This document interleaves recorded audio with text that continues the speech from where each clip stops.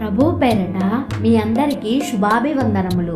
ఈరోజు మన అనుదిన వాక్య ధ్యానమైన ఎడారిలో సెలయేళ్లలోని వాక్యము. ఇది సాక్షార్థమై మీకు సంభవించును. లూకాసు వార్త 21వ అధ్యాయము 13వ వచనము. జీవితం ఏటవాలు బాట.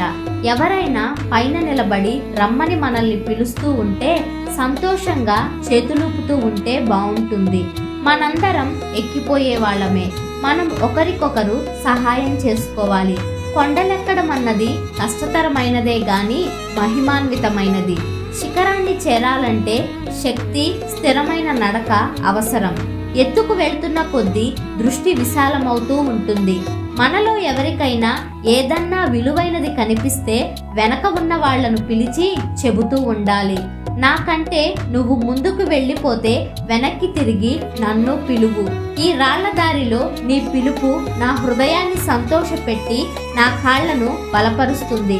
ఒకవేళ విశ్వాస నేత్రం మసకబారితే, దీపంలో నూనె అడుగంటితే నా ఒంటరి ప్రయాణంలో నీ కేక నాకు మార్గదర్శకమవుతుంది. కేక వేసి చెప్పు. తుఫాను సమయాల్లో దేవుడు నీతో ఉన్న విషయం, అరణ్య వృక్షాలు సమూలంగా కూలిపోతున్న వేళ నీకు తోడై ఉన్న విషయం, ఆకాశాలు గర్జించి భూకంపం పర్వతాలని కదిలించిన వేళ ప్రశాంత వాతావరణంలోకి నిన్ను తీసుకుపోయిన విషయం. నేస్తం, వెనక్కి తిరిగి కేకవేసి చెప్పు. నీ జాడ నా కనుమరుగైంది. పందెంలో పాల్గొంటున్న వాడి ముఖం వెలిగిపోతూ ఉంటుందంటారు, కానీ నీకు నాకు మధ్య పొగమంచు పట్టింది. నా కన్ను మసకబారింది. దేవుని మాటల కోసం కనిపెట్టినప్పటికీ ఆయన మహిమను చూడలేకపోతున్నాను. కానీ నీ ప్రార్థనను దేవుడు విన్నాడని చెప్తే, పాపపు అంధకారంలో గుండా నిన్ను నడిపించాడని నువ్వు చెప్తే నా మనసు తేలికవుతుంది. ఈ రాళ్ల దారిలో నా కాళ్ళకి బలం చేకూరుతుంది.